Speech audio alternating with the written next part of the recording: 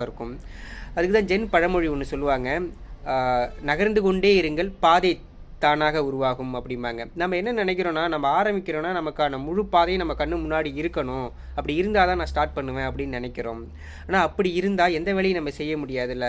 ஏன்னா நம்ம எல்லாத்தையும் தெரிஞ்சுக்கிட்டு தான் ஒண்ண செய்யணும் அப்படின்னா, இங்க பொறக்கிறப்ப எல்லாத்தையும் தெரிஞ்சுக்கிட்டு பொறக்கிறவங்க யாரும் இல்லல்ல.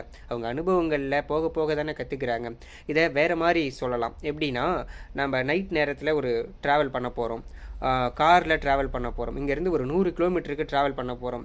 நான் வண்டிய ஸ்டார்ட் பண்ண உடனே நான் போய் சேர வேண்டிய இடம் வரையும் இந்த காரோட வெளிச்சம் எனக்கு தெரிஞ்சா தான், என்னுடைய பாதை எனக்கு தெரிஞ்சா தான் நான் வண்டிய ஸ்டார்ட் பண்ணுவேன், டிராவல் பண்ணுவேன் அப்படின்னு நம்மளால டிராவல் பண்ண முடியாதுல்ல.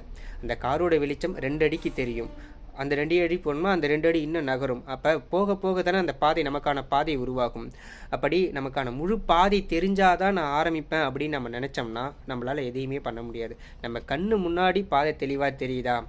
அதுல போகலாம். போக போக போக அது ஒரு புதிய பாதையை உருவாக்கும். அதான் அந்த ஜென் பழமொழி, "நகர்ந்து கொண்டே இருங்கள், பாதை தானாக உருவாகும்." நன்றி.